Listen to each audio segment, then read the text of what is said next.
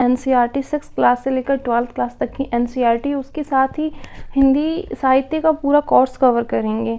और इसमें हम एनसीईआरटी को इस तरीके से पढ़ेंगे कि एनसीईआरटी 6 क्लास में जितने भी लेसन्स हैं उनकी जो लिखा परिचय, फिर उसके बाद उस लेसन के बारे में, और फिर उसके बाद इतने भी मोस्ट इम्पोर्टेंट क्वेश्चंस होंगे उनको भी कवर करेंगे, और जो भी ग्रामेटिकल पोर्शन होगा हम उनको भी कवर करेंगे। तो हमारी एनसीईआरटी एक नए रूप में कवर हो जाएगी, जिसमें लेखक परिचय भी हमारा क्लियर हो जाएगा, क्योंकि 6, 7, 8 में लेखक परिचय नहीं होता है, 9, 10 में लेखक परिचय होता है। लेकिन हम यहाँ से स्टार्ट करेंगे।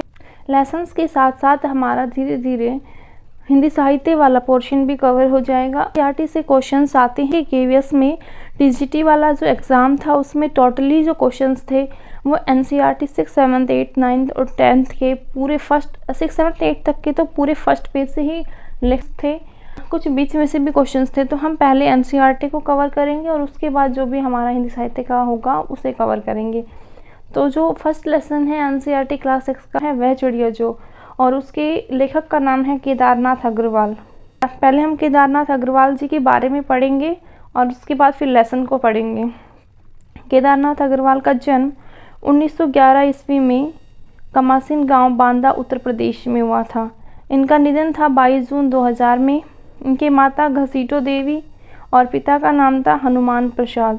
अपनी कविता के आरंभिक दौर में बाल हिंदू उपनाम से ब्रज भाषा में कविता लिखते थे। आपको लर्न करने का ये है कि उनका जन्म 1911 में हुआ था कमासिन गांव, बांदा में, उत्तर प्रदेश। निधन 22 जून 2000 को। माता का नाम था घसीटो देवी और पिता का नाम था हनुमान प्रसाद। आरंभिक दौर में बाल हिंदू उपनाम से ब्रज भाषा में कविता लिखते थे।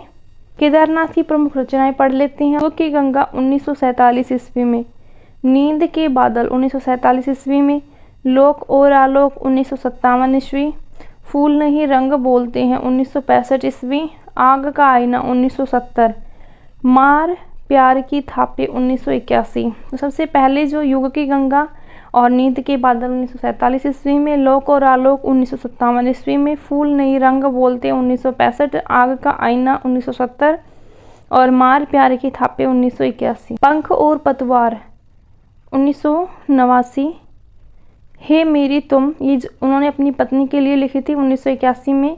कहे केदार खरी खरी 1983 ईस्वी में, अपूर्वा 1984 ईस्वी में। 63 कविताएं हैं। जमुन जल तुम 1984 ईस्वी में, बोल बोल अबोल 1985 ईस्वी में, पंख और पतवार 1989 ईस्वी में, हे मेरी तुम 1981 में, कहे केदार खरी खरी 1983 ईस्वी में, अपूर्वा 1984 ईस्वी में, जमुन जल तुम 1984 में और बोल बोल अबोल 1985 ईस्वी में। देश विदेश की तमाम कवियों की कविताओं का अनुवाद देश विदेश की कविताएं शीर्षक से किया गया था। तो ये मोस्ट इम्पोर्टेंट है कि देश विदेश की जितनी भी कविताएं थी उनका जो अनुवाद था वो देश विदेश कविताओं के शीर्षक से किया था। उनकी कविताओं का अनुवाद रूसी, जर्मन, चेक और अंग्रेजी भाषा में हुआ था। फूल नहीं रंग बोलते हैं पर सोवियत लैंड नेहरू पुरस्कार से सम्मानित किए गए। ये मोस्ट इम्पोर्टेंट है।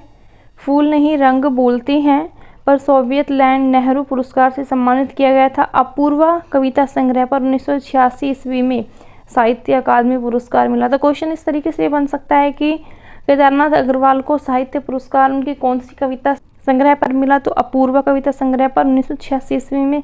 और सोवियत लैंड नेहरू पुरस्कार से सम्मानित कौन सी कविता पर किया गया, तो फूल नहीं रंग बोलते हैं।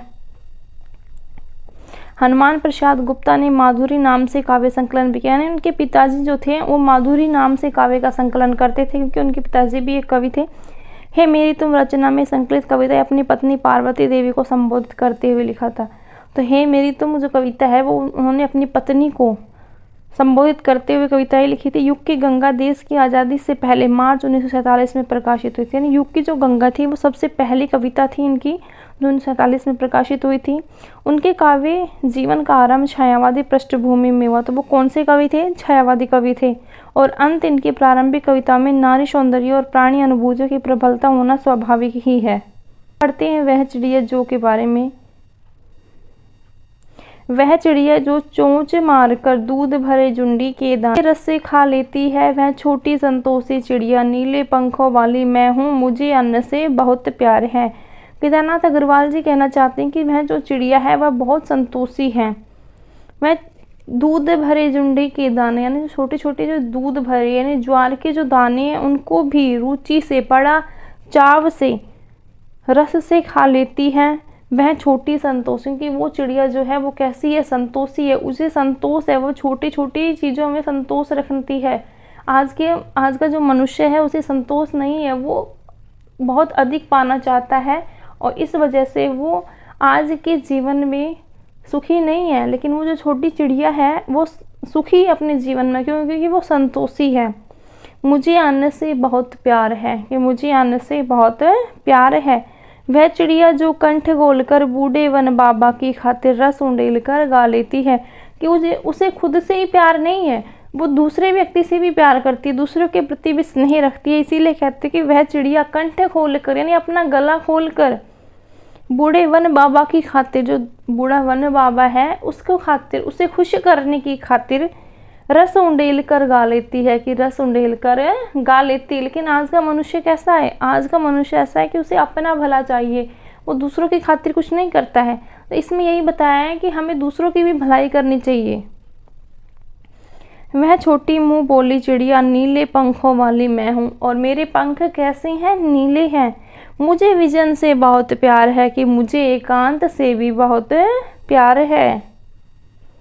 वह चिड़िया जो चोंच मारकर चढ़ी नदी का दिल टटोल कर जल का मोती ले जाती है, वह छोटी गर्बीली चिड़िया नीले पंखों वाली मैं हूँ, मुझे नदी से बहुत प्यार है।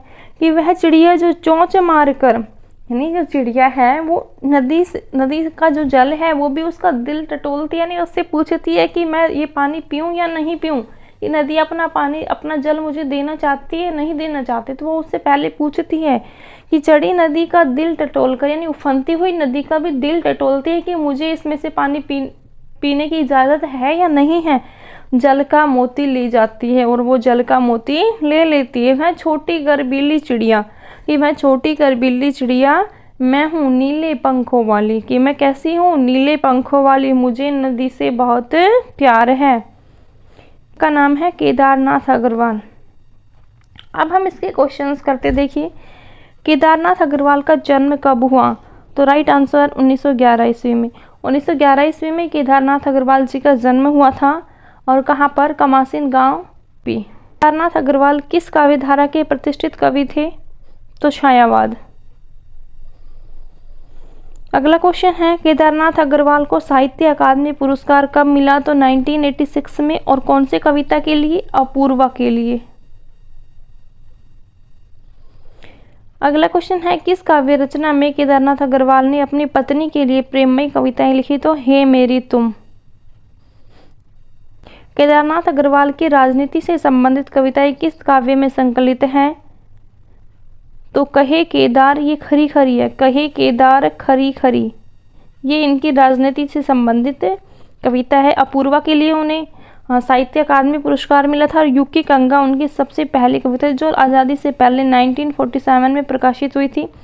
केदारनाथ अग्रवाल का प्रथम काव्य संग्रह कौन सा है? तो युग की गंगा।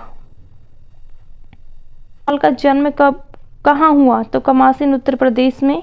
केदारनाथ अग्रवाल को किस रचना के लिए सोवियत लैंड नेहरू पुरस्कार से सम्मानित किया गया? तो राइट आंसर फूल नहीं रंग बोलते हैं। आँख का आईना का प्रकाशन वर्ष है 1970 ईस्वी। फूल नहीं रंग बोलते का प्रकाशन वर्ष है तो 1965 ईस्वी में। और फूल नहीं रंग बोलते हैं के लिए केदारनाथ अग्रवाल जी को सोवियत लैंड पुरस्कार से सम्मानित किया गया। और अपूर्वा के लिए साहित्य अकादमी पुरस्कार मिला 1986 में। अग्रवाल का निधन कब हुआ?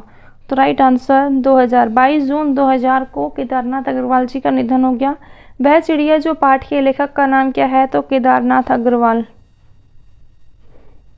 वह चिड़िया को किससे प्यार है? तो चिड़िया को वैसे तो सभी चीज़ों से प्यार है, लेकिन सबसे ज़्यादा उसे अन्न से प्यार है।